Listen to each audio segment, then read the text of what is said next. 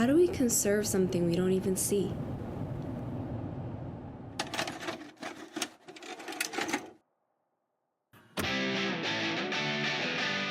Torres del Paine, the eighth wonder of the world.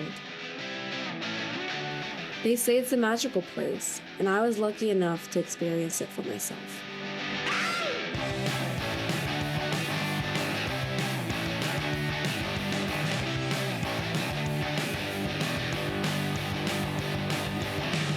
Let me introduce you to the characters of my story.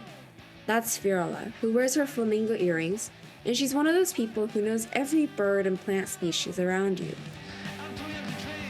Oh, that's Jorge, who blasts 90s rock music in the car and is totally a badass in every way.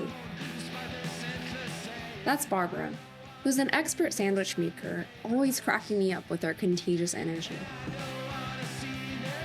Oh, and that's me, not knowing what adventure was ahead. I think this is one of the most beautiful things I've seen in my life, but also the most windiest places I've ever been. I'd say the first thing I noticed about Torres del Paine is that it's windy.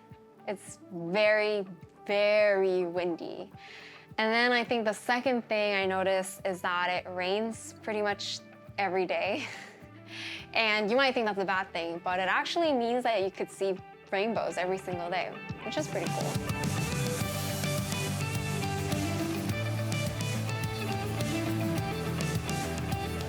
This magical place is filled with berries and tender flowers that fight against the 100km/h wind every day. And you're just so amazed because, I have so much trouble just standing up straight myself. I don't know how the flowers are doing it. It's also home to gauchos, an integral part of Patagonian culture. I think on the first day, Jorge told me that if you look carefully, you could see the silhouette of a gaucho riding a horse on the peaks of the national park. But only if you have a gaucho herd, you will see it. Try now.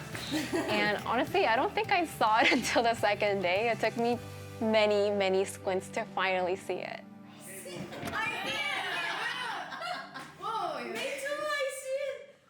But most importantly, this place is home to the critically endangered species called the huemul. It's on the Chilean coat of arms, although the species itself is not very well known.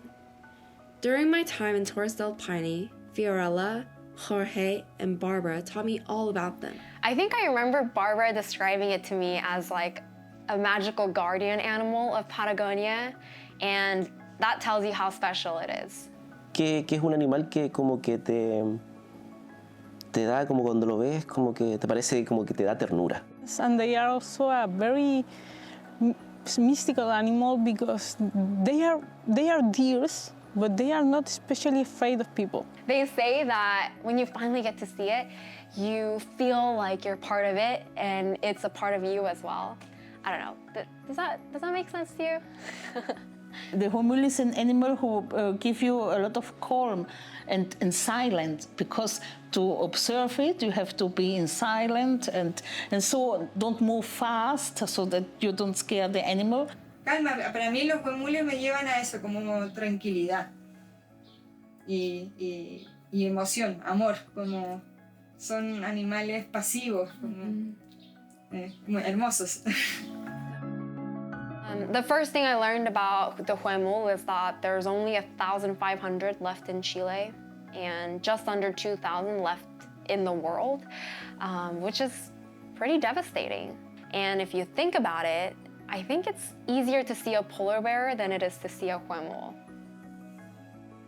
We don't even get to see huemul because there's so few left in the world. And that thought posed a question in my head which kept coming back to me over and over again, which is, how do you conserve something that you don't even see?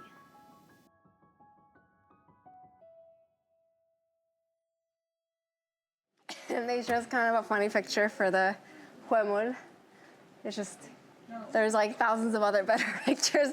Maybe this is why there's low awareness about it. They say it used to be very easy to see huemul in the wild, but certainly not anymore. Their biggest threat? It's not the puma, which supposedly is the only natural predator of huemul. Instead, there is a new, vicious, ruthless animal by the thousands, driving the Huemul to the brink of extinction. It's cows. Yeah, cows. Thousands and thousands of them inside the national park. Isn't that crazy? To see this change for myself, I headed to a region called Pingo. The ranger in charge of Pingo is Jose. He also goes by Wayaha. He is one of few rangers left in the park who can actually ride a horse. He has a bit of nostalgia for the past. He was like Huemul, but in human form. He was so agile and fast on the trails. I was always running to catch up to him. Este parque para mí significa mucho. Para mí fue toda mi vida.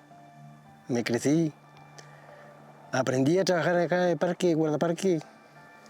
Muchos guardaparques entregamos nuestra vida para que vengan muchos turistas, nuestros hijos, nietos, vengan y crecer todo esto.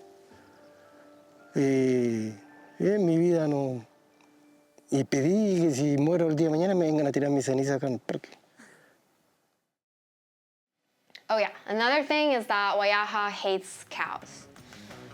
Well, he pretty much despises the cows.